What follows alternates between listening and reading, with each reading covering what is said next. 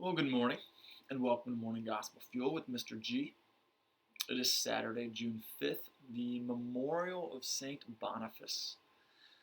And every time I hear of St. Boniface, I think of my grandma Bruns, because she liked to play bingo and Piqua as St. Boniface back in the day. Anyway, St. Boniface, he was a bishop and martyr in the 8th century, I believe, and he was known as the Apostle to the Germans. And he was killed on a mission trip. Uh, I guess you want to call it a trip, more so a mission, trying to convert others to Christianity in the year 754. We'll talk a little bit more about him later as we get into the challenge later on. So today's gospel is from Mark chapter 12, verses 38 through 44. Let's begin in the name of the Father, Son, and Spirit. Amen. In the course of his teaching, he said, "Beware of the scribes, who like to go around in long robes and accept greetings in the marketplaces, seats of honor in synagogues, and places of honor at banquets. They devour the houses of widows, and as a pretext recite lengthy prayers. They will receive a very severe condemnation." He sat down opposite the treasury and observed how the crowd put money into the treasury. Many rich people put in large sums. A poor widow also came and put in 2 small coins worth a few cents. Calling his disciples to himself, he said to them, "Amen, I say to you, this poor widow put in more than all the other contributors to the treasury, for they have all contributed from their surplus wealth, but she, from her poverty, has contributed all she had, her whole livelihood." Okay, so we've got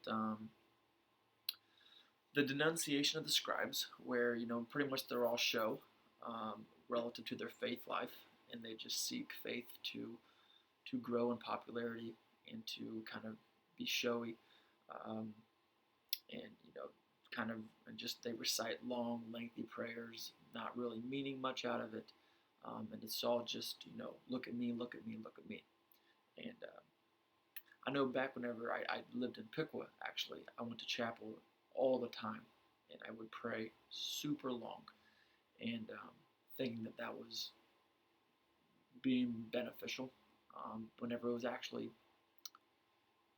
it wasn't really as intentional. So, like, short and more intentional is better than long and just kind of long-winded without much substance. So I've kind of tampered down on that a little bit, I guess, but that's what stood out to me at the first part of the gospel today. But then also the second part, whenever it talks about the poor widow, it's pretty self-explanatory, as far as those that give out of their surplus wealth, and then also the poor widow who gave a little bit, in comparison to them, whenever she actually gave a lot more from her heart and with her intentionality behind it. Um, I think that just shows how God puts us all, like we're all equal. We all have the same human dignity in the eyes of God, and how everything's kind of relative to our own hearts, I guess.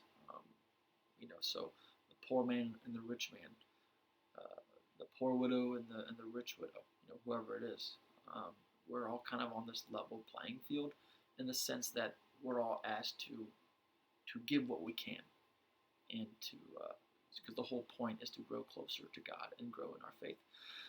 And so as we kind of have that, with the contributions, with the money and stuff like that, I think the main challenge is to take ownership of our Christian faith for what we know that we need to glorify God the best way in which we can, by the means of which we can. And so take ownership of our Christian faith, and not to lose hope in it, in God, nor in His church. Because you talk to a lot of people in the state of the world, the politics, the church, just society as a whole, and there's a lot of fear and worry and anxiety, and a lot of people losing faith and hope in anything, really, which is sad. So as I read through the breviary this morning, or the Office of Readings by Saint Boniface, he has a great section on just our faith and the challenges that it supposes in our challenge, and it reads, In her voyage across the ocean of this world, the church is like a great ship being pounded by the waves of life's different stresses.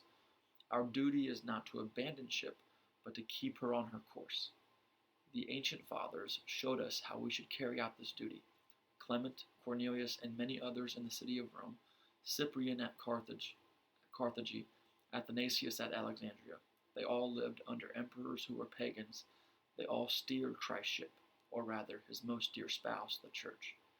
This they did by teaching and defending her by their labors and sufferings, even to the shedding of blood, which is somewhat ironic in the sense that Saint Boniface himself had to shed his blood, and he was he was martyred for the faith. So take that as your challenge, of just kind of using that, whether it be the monetary contribution or just standing up for the faith and standing up for the church, and standing up for Christ, really ultimately, to give us that hope that we need, but then also the world needs. So there we go. Have a great day. God bless, and keep it real. In the name of the Father, Son, and Holy Spirit. Amen.